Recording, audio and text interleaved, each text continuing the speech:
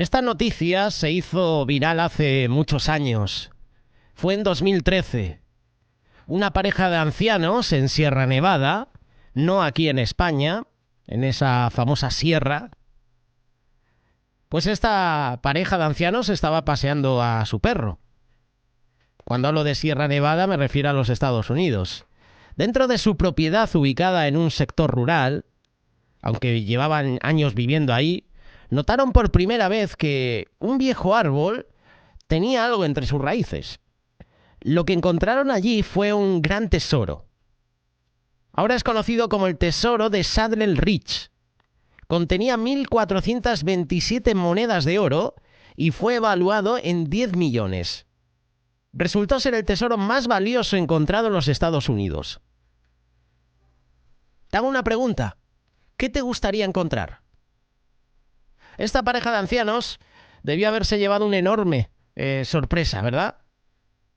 Cuando realizas un hallazgo y te encuentras un tesoro, ¡qué sorpresa! Sin embargo, aunque el tesoro costaba 10 millones, no se compara con el valor de lo que encontraron los discípulos en el pasaje de Juan capítulo 1, versículos 35 y 51.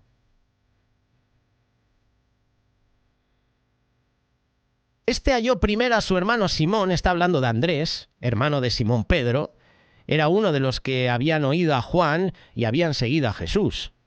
Este halla primero a su hermano Simón, versículo 41, Juan capítulo 1, y le dijo: hemos hallado al Mesías, que traducido es el Cristo.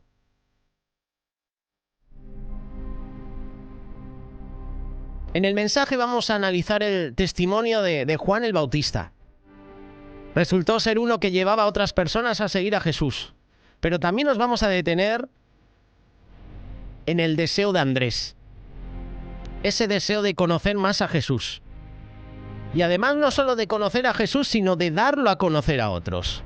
Asimismo vamos a ver, por medio de Pedro, que está siendo uno de los personajes destacados en los estudios bíblicos en las últimas semanas, cómo somos transformados al llegar a Jesús. Y por último, vamos a notar cómo nuestro Señor Jesús es realmente quien nos ha buscado, es quien nos conoce desde que antes de nosotros llegásemos a Él. En primer lugar nos detenemos en Juan el Bautista, un testimonio que contagia a los demás. Este pasaje de Juan es importante porque aquí puedes encontrar a los primeros seguidores de Cristo. Los comienzos de la Iglesia del Nuevo Pacto empiezan aquí. Esa increíble multitud que ha sido redimida por creer en Jesús como el Mesías Salvador empieza en este pasaje. Lo primero que resalta es el testimonio de Juan el Bautista. Y Juan el Bautista era alguien que contagiaba a los demás. No con un virus, no con una enfermedad. Contagiaba a que las personas se acercaran a Cristo. Contagiaba a que las personas quisieran ser bautizadas. Juan el Bautista decía: el que viene detrás de mí. Contagiaba que la gente buscar a esa persona. ¿Quién es esa persona que decía Juan? El que viene detrás de mí es mayor, es superior a mí. Yo os bautizo en agua, pero Él os bautizará en Espíritu Santo y fuego. No podía evitar dar alabanza, honor a Cristo. Cuando lo vio entre la gente, dijo tal como había afirmado el día anterior: he aquí el Cordero de Dios. Versículo 36. Ese testimonio de Juan fue escuchado por 2 de sus discípulos.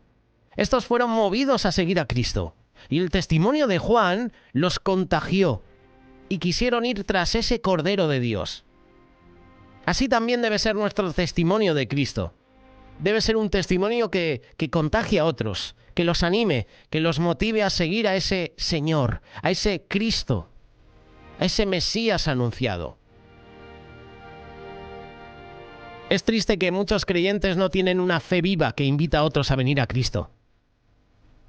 Una de las posibles razones es que muchos creyentes hoy actúan como niños mimados. Si Dios no les da lo que ellos desean, se frustran, se enojan con Él, dejan incluso de asistir a la iglesia. Vemos a muchos creyentes desmotivados por las pruebas, porque esperaban que Dios los librara de cualquier situación difícil. Y esto pasa con personas que caen enfermas, muchos incrédulos que no creen en Dios. Se presenta la situación de la enfermedad en un familiar y por primera vez hacen la oración. Pero es una oración de interés. Señor, si sanas a este familiar, yo te prometo servir. Prometo hacer lo que me digas. Pero cuando el Señor se lleva esa vida, esa persona, la persona que ha hecho la oración se hace más incrédula, se hace más atea. Ya rechaza la palabra de Dios, rechaza incluso a los que predican el Evangelio. No creen. El Señor no ha escuchado mi oración, no creo, no existe, no es real. Y vemos así a muchos creyentes desmotivados por las pruebas, porque esperaban que Dios los librara de las situaciones difíciles y el Señor no lo ha permitido. Al igual que el falso evangelio de la prosperidad, algunos piensan que si siguen al Señor, todo debería salir como ellos quieren. Aunque no sean de aquellos que decretan o declaran dando órdenes a Dios, terminan actuando como si Dios debiera obedecerlos, someterse a su voluntad. Esto produce cristianos apagados, sin gozo, que no aceptan de buena gana el gobierno de Dios, no tienen gratitud hacia Él, no creen en su voluntad, no creen que es lo mejor para sus vidas. ¿Por qué? Porque no han renunciado a ser sus propios señores. Hay otra actitud que abunda entre los que profesan ser cristianos y es reducir a Cristo a un mero gusto, a un interés personal. Seguir a Cristo, venir a la iglesia son una actividad más en sus vidas, tal como lo es ir al gimnasio, ir a trabajar, asistir a un concierto. No hay un vínculo más profundo, no han llegado a conocer a Cristo. Al ver la inmensidad de su propio pecado y por lo mismo no se han maravillado con la gracia y el perdón de Dios, siguen igual. No ven el privilegio que significa haber sido adoptados como hijos de Dios. Pero una de las razones más claras del cristianismo apagado es que muchos que profesan cristianos no encuentran su contentamiento en Cristo, sino en las cosas del mundo. Como ellas nunca pueden saciarnos, sus almas siempre están insatisfechas. Buscan algo más entre las cosas de esta tierra que pueden llenarlos, cuando en realidad solo en la comunión con el Señor está la plenitud de nuestra vida. Todas estas razones y otras que pueden ocurrir producen un testimonio apagado.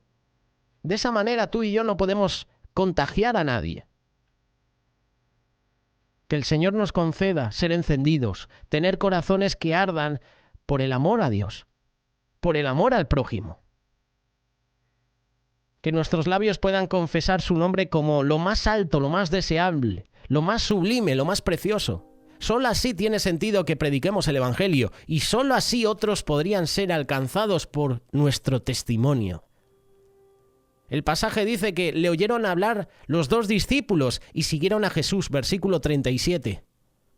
Las palabras de Juan el Bautista deben haber estado inflamadas de convicción.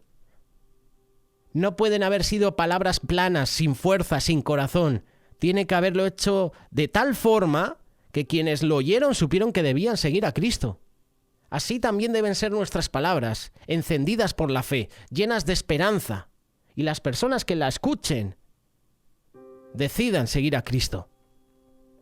Y se puede notar que el testimonio de Juan el Bautista no fue rebuscado, no es complejo, no es extenso. Sus palabras fueron: «He aquí el Cordero de Dios». Y esas palabras fueron una pequeña semilla que el Señor utilizó para impactar a quienes la oyeron.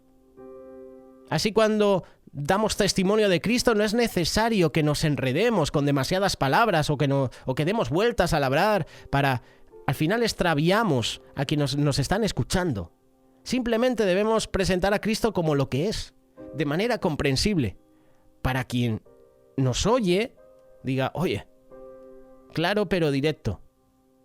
Los primeros creyentes en Cristo fueron llamados con estas palabras, breves, sencillas: «He aquí el Cordero de Dios». El de Juan el Bautista también fue un testimonio perseverante.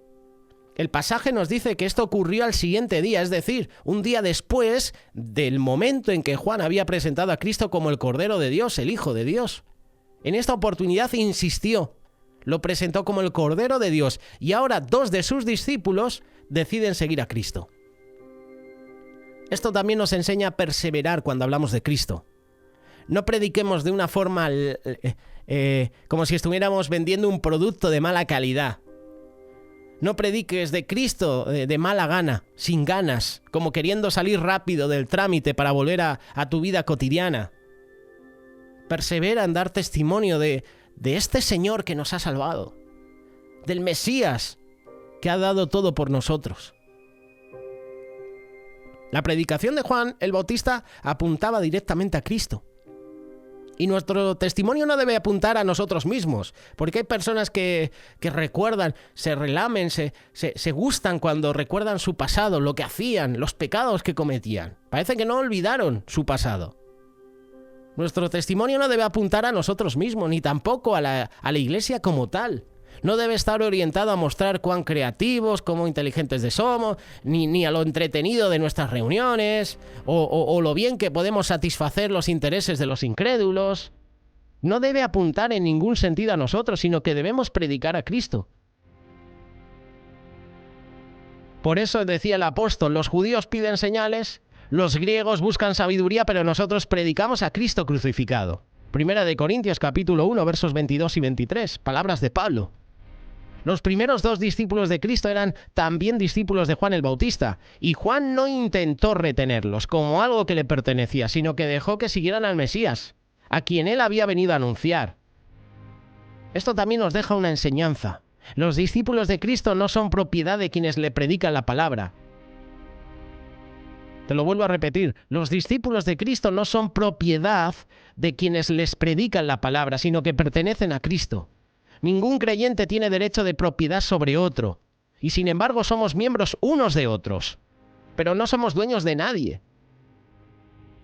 Nos pertenecemos unos a otros, pero Cristo es dueño de todos. Este es el testimonio de Juan el Bautista. Pero la cosa no termina aquí, porque me gusta mucho la actitud de Andrés. Y si tú analizas a Andrés en la palabra de Dios, si tú analizas este discípulo, es curioso que Andrés siempre presentaba algo, llevaba a alguien a Jesús, llevaba a alguien, a alguna persona. En este caso Andrés va hacia su hermano y le dice, hemos encontrado al Mesías. O sea, está llevando estas palabras, está llevando lo que ha predicado Juan el Bautista a su hermano Simón. Pero es que luego Andrés es el que lleva a ese muchacho con 5 panes y 2 peces. Andrés siempre estaba llevando a alguien a los pies de Cristo. Andrés siempre estaba llevando a alguien a las personas. No solo se conformaba Andrés con conocer personalmente, sino quería que otros conocieran. Andrés nos da una lección. Tenemos a Andrés, a quien no le bastó saber algo acerca de Jesús. Él quiso además conocerlo personalmente, compartir con él de forma íntima, ir allí donde Jesús vivía. De hecho, Andrés dice, ¿dónde moras? Había un interés en conocer quién era Jesús. Él quiso más del Señor. Así debe también ocurrir con nosotros. No nos debe bastar con escuchar o saber algo acerca de Jesús. Debemos buscar conocerle personalmente, una comunión íntima con el Señor. Ir a Él en oración, derramar nuestra alma ante su presencia. Y así vamos a ser llenos del Espíritu. Juan capítulo 17, verso 3. Y esta es la vida eterna, que te conozcan a ti, el único Dios verdadero, y a Jesucristo, a quien has enviado. El conocer a Cristo debe consumir todo nuestro ser. Debe ser algo a lo que nos dediquemos por completo, precisamente porque en eso está la vida verdadera. Conocer a Cristo es vivir. Es ser alumbrado por la luz eterna del Señor. Por eso dice el apóstol Pablo, porque Dios, que ordenó que la luz resplandeciera en las tinieblas, hizo brillar su luz en nuestro corazón para que conociéramos la gloria de Dios que resplandece en el rostro de Cristo. Segunda de Corintios capítulo 4, verso 6. Andrés, una vez que tuvo este tiempo de comunión con Cristo, supo que tenía que compartirlo con otros. Por eso fue a buscar a su hermano Pedro. Y tuvo que darle la buena noticia. ¡Hemos encontrado al Mesías! Andrés comenzó por los de su propia casa, tal como le dijo Jesús al Gadareno.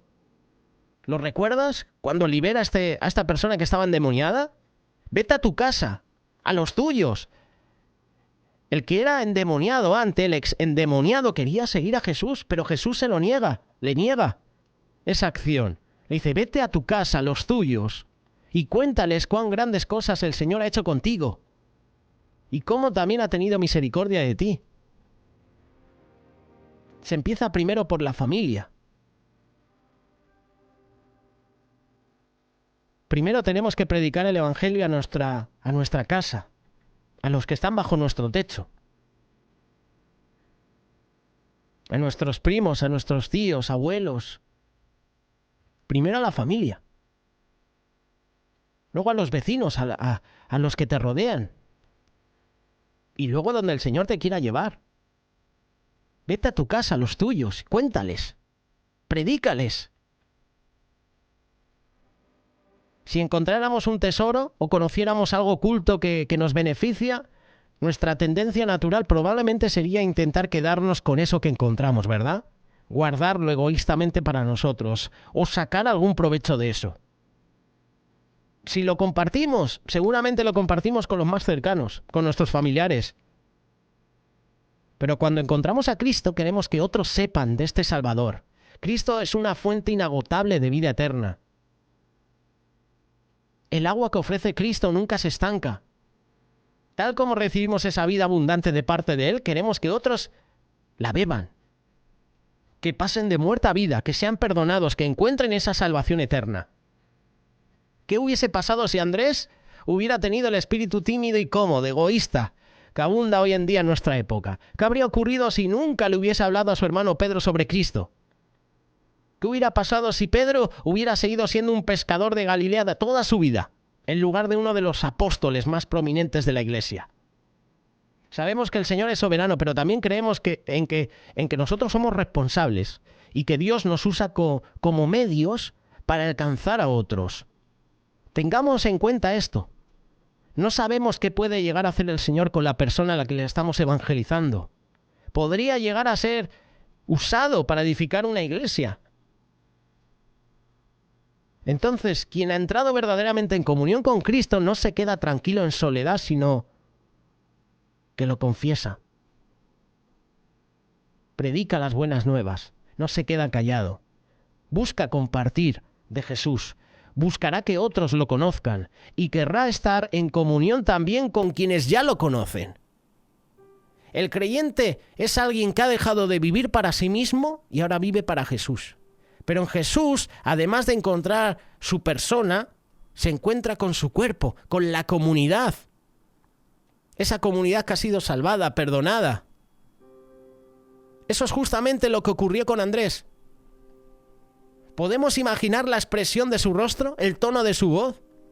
Habían encontrado al Mesías prometido, a ese que había sido anunciado, a quien los iba a redimir, a liberar de su cautividad más profunda, de la muerte seguro que les esperaba, de su ceguera, de su sordera espiritual. Habían encontrado a quien iba a reinar sobre ellos para siempre con justicia. Tal fue el anuncio de Andrés que Pedro, sabemos cómo es Pedro, ¿verdad?, al instante lo acompañó. El pasaje dice que Andrés fue a buscar a Pedro y le trajo a Jesús. La iglesia, tú y yo, estamos diseñados para que nos llevemos unos a otros a Jesús y que constantemente nos mostremos unos a otros el Salvador. Que vean en nuestra vida, en nuestro testimonio, que Jesús nos ha cambiado. Esto anima a que otros le sigan. Esto anima a que otros perseveren en la fe, la esperanza, las buenas obras. La unidad de la iglesia viene de lo alto y es obrada por el Espíritu Santo. Es el Señor quien la produce. Su fundamento es Jesús. Y esta unidad que ya podemos disfrutar hoy aquí en la tierra, incluso a pesar de las divisiones y los problemas que pueden producirse, es una unidad que va a trascender a la eternidad. Ningún grupo humano puede decir lo mismo. Entonces debemos aprender a amar, a apreciar, a valorar a la iglesia como algo único, sobrenatural.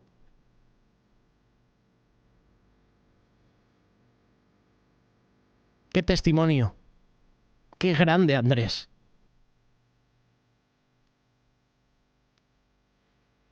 Y entramos en la recta final de esta pequeña reflexión. Cristo, el Salvador que nos conoce. Al hablar del encuentro de Simón con Cristo, el texto destaca que Simón recibió un nuevo nombre, Pedro. Recibir un nuevo nombre equivale a nacer de nuevo. La antigua vida como Simón ya es historia. Su forma de ser, sus preferencias, sus prioridades, su estilo de vida que llevaba hasta ese momento, su vida misma es renovada al encontrarse con Cristo. Ya nunca volvería a ser el mismo. Y esto se traduce en un cambio de nombre, y es Cristo quien se lo impone. Aquí Cristo muestra autoridad, señorío sobre la vida de Simón. La palabra de Dios dice, por lo tanto, si alguno está en Cristo, es nueva criatura, es nueva creación. Lo viejo ha pasado, ha llegado ya lo nuevo. Es decir, si estamos en Cristo, hemos sido creados de nuevo. O como diría el mismo Jesús a Nicodemo, hemos nacido de nuevo. Es como dijo alguien una vez, si nos impacta un camión no quedaremos igual que antes. ¿Cuánto más si el que viene a nosotros es el Espíritu Santo? Él nos da vida espiritual, nos resucita de entre los muertos, nos da entendimiento, nos da sabiduría para tener la mente de Cristo. Por eso la palabra de Dios también dice, al que venciere daré a comer del maná escondido y le daré una piedrecita blanca y en la piedrecita escrito un nombre nuevo, el cual ninguno conoce sino aquel que lo recibe. Apocalipsis 2:17. Cada uno de nosotros ha recibido un nuevo nombre en Cristo.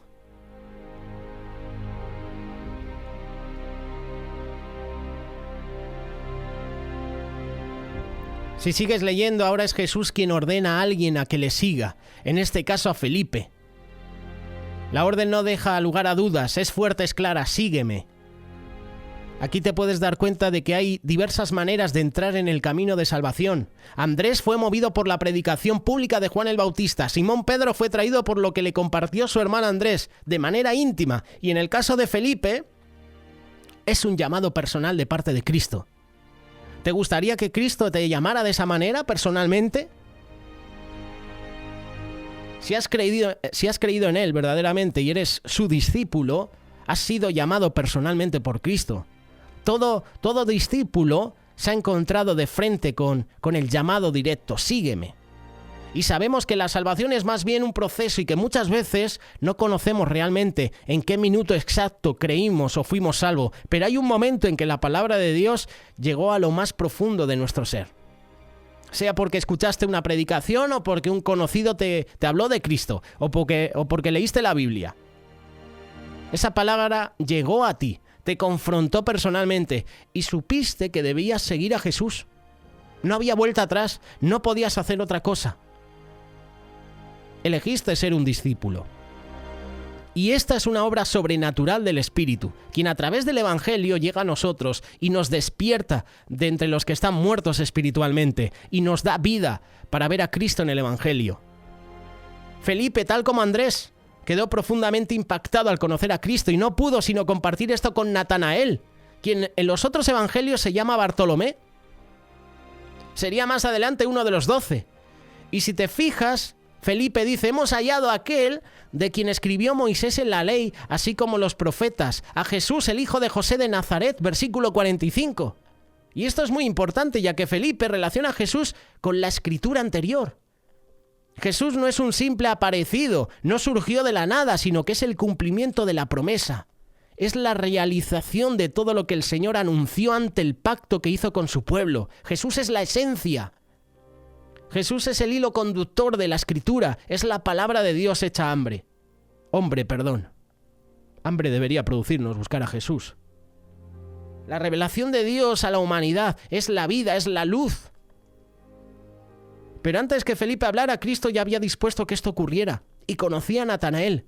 Te vi cuando estabas bajo la higuera, versículo 48. Felipe fue el instrumento para alcanzar a Natanael. Pero fue realmente Jesús quien lo hizo, y lo conocía desde antes de la fundación del mundo. En Natanael encontramos nuestra propia historia. ¿Dónde estabas cuando Jesús te llamó?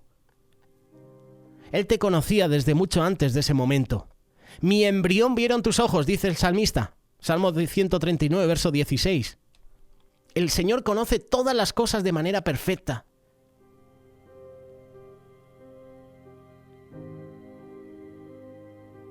No es que Jesús haya visto a Natanael a varios metros de distancia, no. Fue un acto sobrenatural, porque a pesar de estar en lugares distantes entre sí, Jesús vio a Natanael, pudo escudriñar hasta lo profundo de su corazón. ¿Por qué digo esto? Porque cuando Jesús le ve, dice, aquí un verdadero israelita en quien no hay engaño. Es decir, no era un hijo de Abraham, solo era un sanguíneo, como lo eran también los fariseos, los saduceos, hipócritas, por cierto, todos ellos. Él era un verdadero israelita, un verdadero hijo de Abraham. Él tenía la fe de Abraham, lo que llevaría a recibir a Cristo. Este conocimiento asombró a Natanael. ¿De dónde me conoces?, le dice Natanael. Y al darse cuenta de que Jesús conocía todas las cosas, Natanael dijo, Rabí, tú eres el Hijo de Dios, tú eres el Rey de Israel. Versículo 49. Natanael, luego de creer en este Hijo de Dios, manifestó algo importante. Manifestó alabanza, honor a Dios. No pudo evitarlo. Le alabó, le exaltó. Ofrezcamos continuamente a Dios por medio de Jesús un sacrificio de alabanza, es decir, el fruto de labios que confiesan su nombre. Hebreos 13:15. Así, cuando tengamos oportunidad, cuando nos acordemos, sea que vayamos solos caminando por la calle o que estemos en nuestra casa o en nuestro trabajo o antes de dormir o al despertar, alabemos al Señor. Exaltemos su nombre y que esto se haga un sano hábito. Pero la cosa no termina aquí. Natanael dudó por un momento. No creyó de primera que Jesús pudiera ser el Mesías prometido.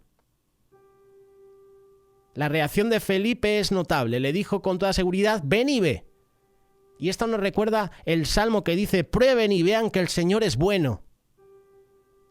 No debemos hablar de Cristo como pidiendo disculpas, ni tampoco con inseguridad en nuestras palabras. Prueben y vean, vengan y vean. Por otra parte, Jesús no reprochó la duda de Natanael, sino que fue misericordioso y le dio pruebas de ser Dios. Quizás esto es porque Jesús podía ver el corazón de Natanael. Si no me equivoco, las palabras de Natanael fueron, ¿de Nazaret puede salir algo bueno? ¿Recuerdas esas palabras? Corrígeme, las dijo Natanael, ¿verdad? Por eso esa incredulidad antes de que creyera. Muchas veces nos cuesta creer a la primera, ¿verdad?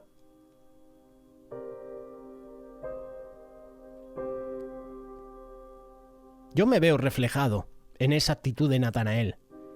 Muchas veces hemos sido escépticos, hemos tenido cierta incredulidad, pero el Señor ha tenido misericordia y nos ha demostrado que su poder puede llegar muchísimo más allá de lo que entendemos o imaginamos.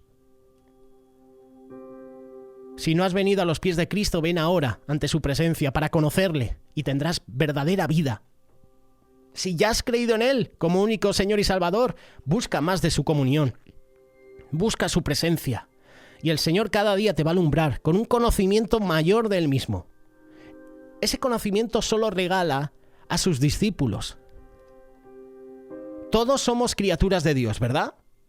Pero Dios no regala ese conocimiento a las criaturas, la regala a los hijos de Dios.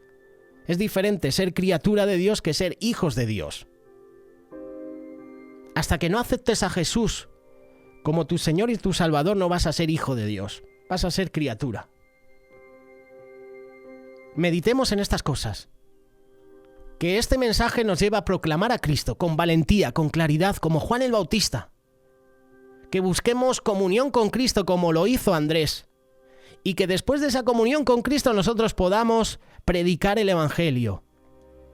Empezando primero por nuestra casa, empezando primero por nuestro hogar. Y eso es lo que hizo Andrés. Fue a predicar a su hermano Simón. A compartirlo con seguridad como Felipe. A rendir alabanza como hizo Natanael. Que puedas decir personalmente, como estos hombres, hemos encontrado al Mesías. ¿Tú puedes decir eso? ¿Has encontrado al Mesías? Si lo has encontrado, gloria a Dios. Compártelo, no te lo quedes, no seas egoísta. Si todavía sigues la búsqueda de ese Mesías, no te canses de buscarlo. Si conoces alguna persona que ya lo ha encontrado, pídele que te lo muestre. Congrégate, vuelva a la iglesia, pide oración a tus pastores, a la autoridad. Rodéate de personas que te acerquen más a Cristo. ¿Has encontrado ya al Mesías? Que podamos decir como Andrés, hemos encontrado al Mesías.